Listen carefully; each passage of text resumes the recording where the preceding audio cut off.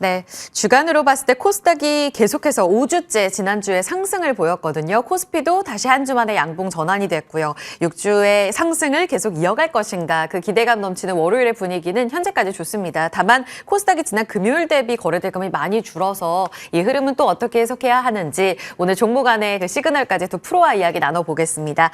김덕호 주식회사 플래처 대표, 차영주 MTN 전문위원입니다. 어서 오세요. 시장 분위기가 좋은 것 같아요. 먼저 김덕호 대표님, 양도세 이 기준 완화에 대한 기대감이 다시 한번 급부상하면서 시장을 끌어올렸습니다. 특히나 이런 수급적인 요인에 굉장히 민감도가 높은 2차전지 중심으로 한 강세가 펼쳐졌고 막판에 다시 한번 힘을 받는 다른 섹터들도 강세를 보여줬는데요. 이번 주 결정이 될 것으로 보입니다. 내일 또 국무회의도 앞두고 있는데 뒤늦은 산타랠리 다시 한번 찾아오나요? 그래도 조금 더 기다려봐야 되지 않겠습니까?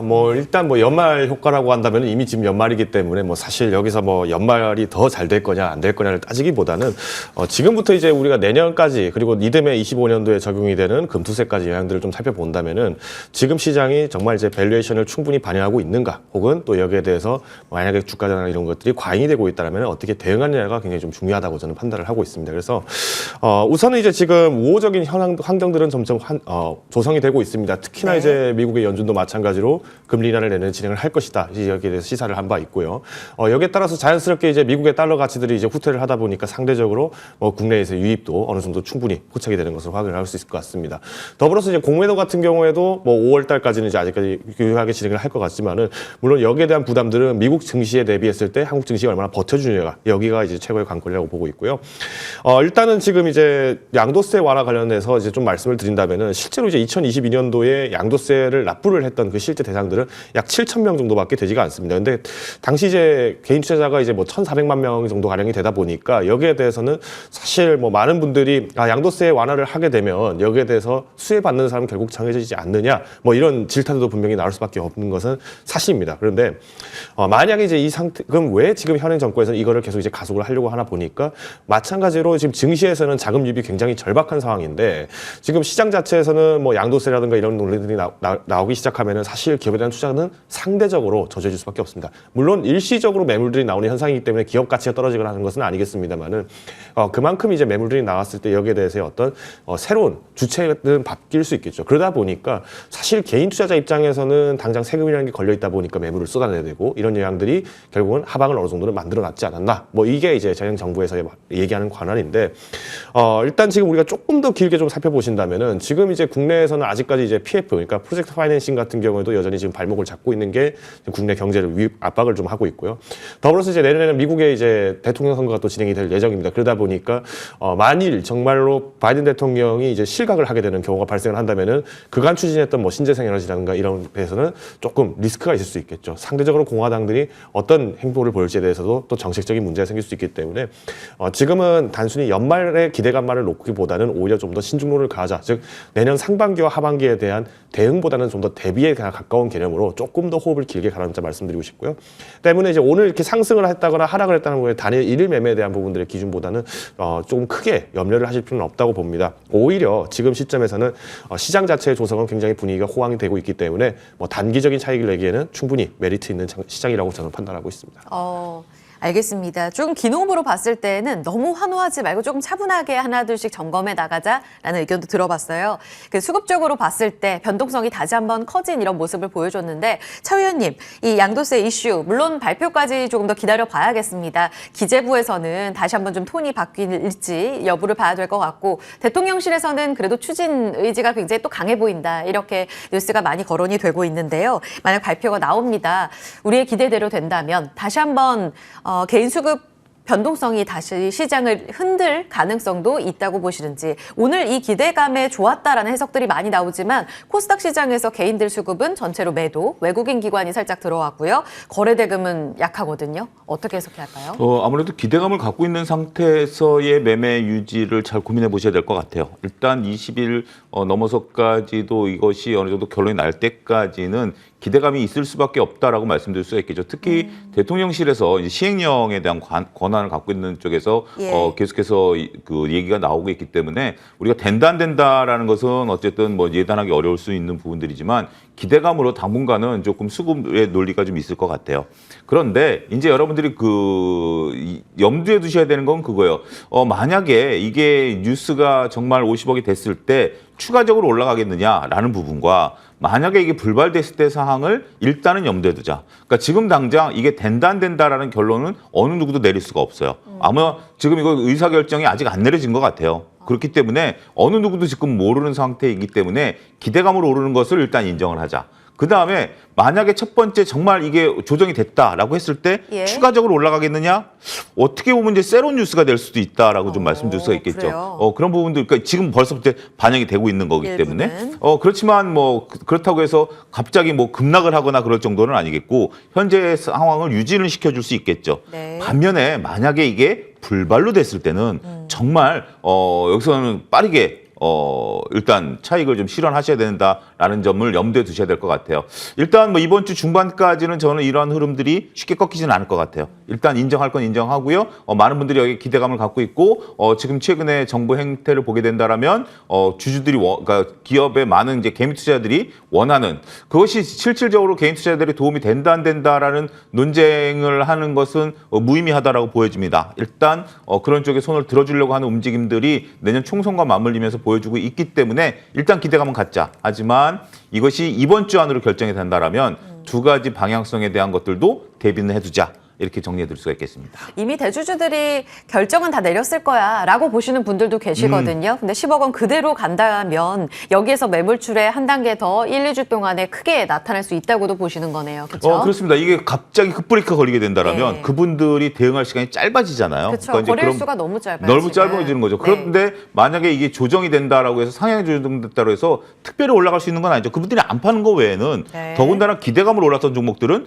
오히려 매물들이 나올 수 있다는 측면에 있어서는 예. 적절하게 우리가 그 대응 방안까지 고민해 보셔야 된다라고 말씀드릴 수 있겠습니다. 알겠습니다. 그래서 오늘 올라간 쪽은 어느 정도의 기회가 있는가 이렇게 하나둘씩 봐야 될 것 같은데 그 대표 섹터로 오늘 로봇주 점검해 보겠습니다. 2차 전지도 좋았지만 성장주 안에서 로봇주 특히 두산 로보틱스의 힘이 대단했습니다. 지금 시세를 좀 보시면요.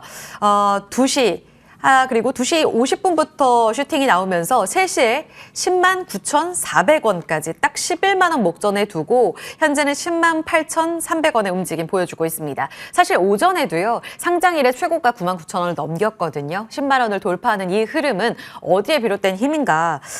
김덕호 대표님, 다시 2차 랠리를 보여주는 그 신호탄을 두산 로보틱스가 쏘는 건가요? 일단 지금 이런 시장은 앞서서 이제 위원님께서 말씀하신 것처럼 예. 이제 변동성이 굉장히 오히려 극대화될 수밖에 없는 환경이 있기 때문에 마찬가지로 이제 우리가 종목을 대응하는 데 입장에서는 이 기업 가치와 정말 직부될 수가 있느냐 이걸 좀 주목하셔야 될 것 같고요. 더불어서 이제 두산 로보틱스 같은 경우도 마찬가지로 이제 상장을 할 때 당시에도 대비했을 때 특히 이제 확정 공모가 대비 그리고 시작가 대비를 했을 때는 상당 부분 많이 상승한 것은 사실입니다. 그러나 로봇 산업이 마찬가지로 계속 성장을 하고 있고 특히나 이제 우리나라 같은 경우는 출산율 문제가 커지다 보니까 결국은 노동력 향상을 위해서는 로봇 산업들이 활성화될 수밖에 없다라는 점은 이제 우리가 부인할 수 없겠죠. 물론 이런 상황에서 이제 조금 안타까운 점이라고 한다면은 오늘도 마찬가지로 로봇 섹터가 이제 2% 가량을 올랐다고는 하고 있으나 사실 이걸 대변해주고 있는 거는 RS 오토메이션이라든가 두산 로보틱스니까 개별 종목에 좀 집중이 되어 있다라고 보실 수밖에 없고요. 물론 최근 장세가 이제 개별 종목을 중심으로 이제 굉장히 많은 거래량이 쏠릴 수밖에 없습니다. 왜? 그만큼 시장에서는 계속 불안한 요소들이 계속 나오고 있고 다만 우리가 여기에 대해서 환경적으로는 조성이 되다 보니까 이제는 밸류에이션보다는 단기간의 거래가 얼마나 집중되냐에 따라서 매수 주체들이 몰릴 수밖에 없었다는 거죠. 자, 그러면 우리가 이제 로봇주를 만약에 구매를 한다라고 로봇주를 만약에 살펴본다라고 했을 때 오히려 이럴 때 역평가를 받고 있는 종목들이 뭐 어떻게 보면은 뭐 레인보우 로보틱스라든가 T-로보틱스 굉장히 많은 기업들이 거론될 수 있다라고 저는 판단을 하고 있고요. 때문에 이제 우리가 이런 종목을 만약에 대응을 하고 싶다라고 하신다면은 일단은 수급 집중을 좀 보셔야 됩니다. 그러니까 뭐 두산 로보틱스도 마찬가지로 지금 뭐 오늘 장중에서는 외국인들이 좀 매도 물량을 내어놨습니다만은 어제 같은 경우는 또 50만 주가 넘게 과감하게 또 매수를 하는 형태들이 나타났는데 이런 시점에서 봤을 때는 지금 아무래도 외국인도 기관도 이런 어떤 시장에서의 변화 부분들을 계속 추적은 하고 있다. 라는 걸 좀 보셔야 될 것 같습니다. 그래서 결국에는 우리가 이제 기관들이나 외국인들을 개인 투자자 입장에서는 뭔가 극복을 하고 이기고 하려는 행동 자체가 사실은 굉장히 불리한 입장입니다. 뭐 우리가 뭐 거래량이나 거래 대금도 있을 것이고요. 당연히 정보력의 차이도 있을 겁니다. 그러면 우선은 저는 만약에 두산 로보틱스뿐만 아니라 굉장히 많은 종목들을 접근하실 때는 일단 목표가를 설정을 하십시오. 그리고 비중에 대한 조절 관리를 할 때 손절가도 뭐 30% 마이너스 되면 나는 뭐 손절하겠다. 뭐 하한가 나왔으니까 손절하겠다. 뭐 이것도 좋은 전략이 될 수 있겠습니다만은 지금은 무리하게 탑승하시는 분들 같은 경우 사실 더 올라타기가 쉽지는 않은 상황입니다. 그렇기 때문에 손절가를 좀 잘게 짜라 놓으신 상태에서 비중 관리를 하시거나 혹은 뭐 이 특정 구간에서의 가격이 붕괴가 됐을 때는 과감하게 또 손절을 하는 행동들이 좀 준비되지 않을까 말씀드리고 싶습니다. 수급으로 해석을 해주셨는데 또 하나 강한 쪽을 보자면 LIG 넥스원입니다. 지금 새롭게 로봇주로 평가할 것이냐 아니면 뉴 방산주의 탑픽으로 볼 것이냐에 따라서 그 밸류 부담이 천차만별로 지금 나뉘고 있는 상황이거든요. 그런 와중에 LIG 넥스원도 오늘 신고가를 새로 썼습니다. 로봇주 안에서 유독 강한 모습을 보여줬는데 김 대표님은 LIG 넥스원 로봇의 밸류로 업종 피워준다면 지금도 기회가 있다고 보세요? 충분히 기회가 있다고 보는데 저는 로봇주 자체만으로 보기보다는 오히려 방산 쪽에 조금 더 의미를 좀 부여를 하고 싶습니다. 그 원인은 이번에 이제 인수를 했던 고스트 로보틱스가 이제 과거 이제 미국의 보스턴 다이나믹스와 좀 쌍벽을 이루었던 기업입니다. 그러다 보니까 이족 보행 같은 경우에는 보스턴 다이나믹스가 조금 더 앞서 있었고 사족 보행 같은 경우에는 고스트 로보틱스가 조금 더 우위에 있었다 이렇게 말씀드릴 수 있을 것 같은데 지금 미국 같은 경우에도 지금 사족 보행 로봇이 지금 이제 경찰을 대신해서 지금 도시 순찰을 돌고 있죠. 자 그러다 보니까 실제 치안이라든가 활동 부분에 대해서는 메리트가 앞으로 클 수밖에 없다는 점이고요. 이번에 이스라엘 하마스전에서도 마찬가지로 이 고스트 로보틱스의 사족 보행 로봇이 60대 가량에 이렇게 수출이 됐습니다. 이 말씀은 지금 현재 전장 환경에서는 우리가 흔히 우리가 포라든가 아니면은 포라든가 전차든가 이렇게 장비들끼리만 교전을 하는 것이 아니라 흔히 말하는 비재칭 전략인 게 있습니다. 지뢰도 있고요. 굉장히 다양한 방식들이 있습니다. 예. 그러다 보니까 여기에서 우리가 어떤 통로 개척을 한다든가 할 때는 사실상 인력이 들어가기에 좀 꺼려지는 환경들이 훨씬 많습니다. 즉 이런 부분에서 봤을 때는 오히려 고스트 로보틱스가 할 수 있는 물품 조달이라든가 이런 영향들을 굉장히 유용해지고 있다라고 좀 말씀드릴 것 같고요. 때문에 이제 우리가 이런 종목들을 만약에 좀 접근을 한다. 특히나 이제 저는 LIG 넥스원 같은 경우는 앞으로의 방산 시장들이 충분히 클 수 있다라고 판단하고 있는 것이 이번에 이제 죄송합니다. 이번에 마찬가지로 신임 사장을 또 선임을 했는데 이분이 또 공군 예비역 중장 출신입니다. 준장 출신이시고 특히나 이제 C4I 스타일 사업부에서 마찬가지로 올라오신 분인데 우리가 이제 군에서 복무를 하셨던 분이라면 알 겁니다. C4I라고 하는 게 G 통합 전술 체계를 이제 가지고 있는 겁니다. 즉 우리가 과거에는 방산이라고 한다면 어떤 하드웨어적인 어떤 물품들 우리가 맨패즈라든가 이런 방공 무기처럼 이런 걸 수출하는 것만 좀 집중이 됐다라고 한다면 이제는 시스템 부분에서 굉장히 많은 매출들을 만들 수 있지 않을까라고 네. 판단을 하고 있습니다. 그래서 현재 이제 로봇에 관련된 이슈들은 반영은 어느 정도 되어 있다라고 판단을 하지만 여기에 방산에 대한 수주 부분들이 연이어져 있지 여기에 대해서 조금 더 추적은 필요하다고 보고 있습니다. 알겠습니다. 오히려 LIG 넥스원은 조금 기회가 남아 있고 두산 로보틱스는 조금 위험한 구간이라는 점도 같이 챙겨서 기억을 해주셔야 될 것 같아요. 오늘 그 로봇 부품 쪽으로 본다면 감속기 SPG가 강했고요. RS 오토메이션, 로봇 모션 제어 기업인데요. 이쪽으로는 개별 이슈 반영하면서 급등세가 나오기도 했습니다. 첨단 로봇 산업전략 발표 이후에는 오히려 시들했던 로봇주인데 오히려 개별 이슈에 정책보다 더 반응하는 이런 모습을 보이고 있습니다. 그러면 두산 로보틱스는 수급 논리라고 본다면 로봇 부품주들 감속기 포함해서요. 재평가 지금 다시 이어질 수 있는 상황이라고 보세요? 근데 우리가 잘 봐야 될 것이 이 감속기라든지 엔코더라든지 이런 부분들이 로봇과 관련된 핵심 부품인 것은 맞아요. 근데 이것은 전방 산업이 개화가 돼야 된다라는 개념이죠. 그러니까 지금 이제 우리가 말씀하신 LIG 넥스원이라든지 두산 로보틱스라든지 이런 로봇 기업들이 매출이 성장을 해야 되는 부분들이 있는데 네. 그럴 때 이것들이 이제 들어가는 필수적인 제품들이니까 매출이 급성장할 수 있는 부분들이 될 수 있겠죠.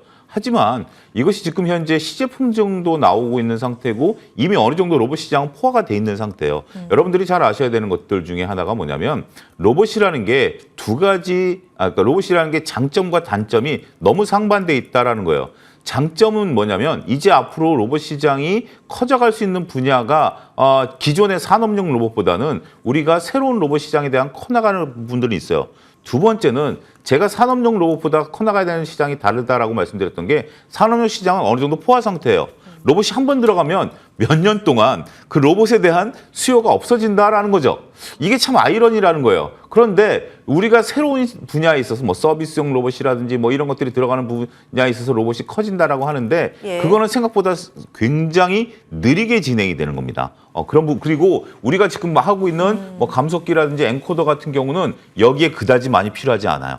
그런 부분들을 놓고 본다라면 로봇주들에 대한 기대는 좀 길게 보셔야 될 것 같아요. 그리고 네. 시세가 난다라면 짧게 방망이를 챙기는? 짧게 잡는 것도 하나의 방법이 되지 않을까. 로봇은 분명히 열립니다만 생각보다 우리가 자율주행도 아직까지 우리 주위에서 볼 수 없었던 거와 마찬가지 행태가 이루어질 가능성이 크다. 이렇게 정리해 드릴 수 있겠습니다. 공감하신다면 조금씩 수익을 챙겨나가는 전략 필요하겠습니다. 오늘 2차 전지 뜨거웠거든요. 특징주로 에코프로 머티, LS 머티리얼즈 보겠습니다. 에코프로 머티리얼즈가 오늘 코스피 9조 3천억 원 거래 실렸는데 이 중에 1조 7천억 원, 거의 2조 원의 자금을 다 이쪽에서 빨아들였습니다.